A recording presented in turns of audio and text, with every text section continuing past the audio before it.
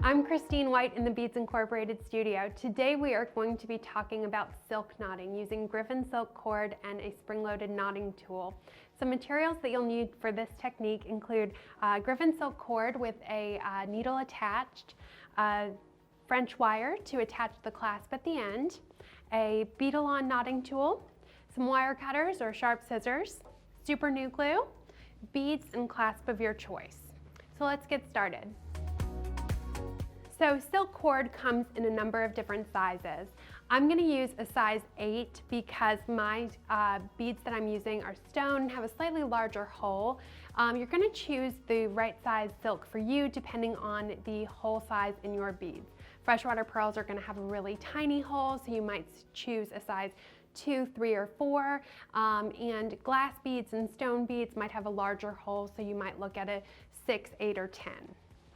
So I'm going to begin by adding my bead, a piece of French wire, and then stringing through my clasp. From there, I'm going to have a doubled up piece of thread, and I'm going to make my initial knot. That's going to be the only place where my silk is doubled up in the entire piece of jewelry. I'm going to hook it with my spring-loaded knotting tool. An important note about this is that it has this little pin on the end where we hook our thread, and then it also has this piece that we push off the end with our thumb. That helps us get a really tight knot and keeps the tension down so that the knots stay close to the bead next to them. I'm going to hook this with my knotting tool and then just walk the knot up close against the knotting tool, keeping it in place with my index finger. Pull the tension into this little V shape behind it, and then just pop it off the end with my thumb.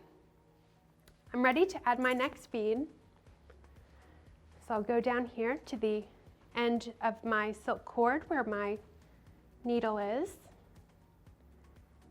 Add my next bead, bring it down here, and repeat that step again. Pull a knot all the way through,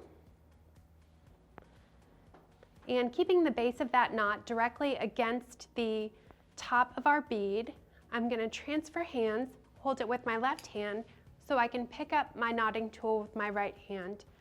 Hook it using the pin on our knotting tool, and then just gently scoot the knot against our knotting tool.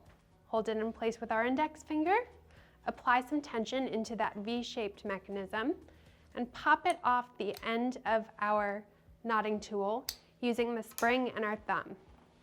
Now we're ready to add our next bead. An important note about tying off the end where our silk is doubled, we'll want to use our super glue for that. So while we're knotting, we can apply a tiny drop of super glue to the card that the Griffin silk came on, and use something like a head pin or a toothpick to apply it to the knot that we made. That'll keep that knot from fraying and also keep us from applying too much glue at that point.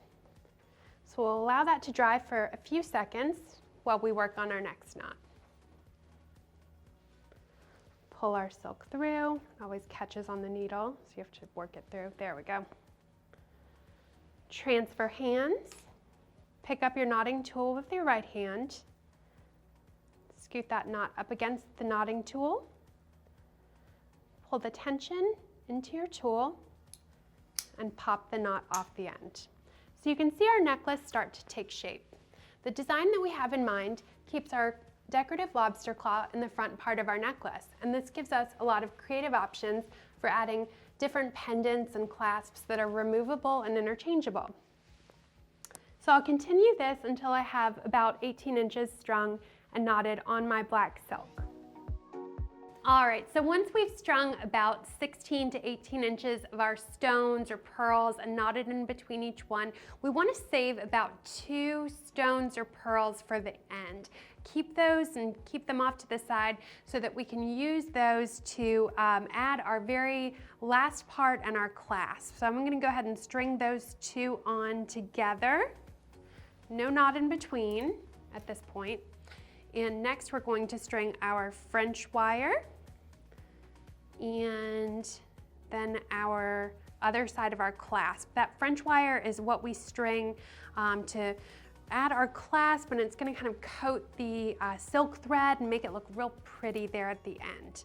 Once we've strung that, we're going to string back through our last bead with our needle and thread and just pull this all the way through. Make sure that everything is sitting correctly. There we go. So now we are ready to make a knot here in between the two beads and have it land here in between these two beads right there. Next, we are ready to use our super new glue that we dabbed onto this little card earlier. And we're gonna use a head pin to apply a very small amount again. So we're gonna grab that and apply just the tiniest amount. We really want to have control over how much we're adding here. Next, we're going to give that a few seconds to dry, and then we can use our wire cutters or our sharp scissors and snip off our extra. And now you can kind of start to see how our finished product is coming together. We're going to add our pendant or our assortment of charms to the embellished lobster claw that's going to hang in the front. And our finished product is going to look something like this right here. So you can kind of have fun with the different charms and pendants, maybe even wear more than one at once.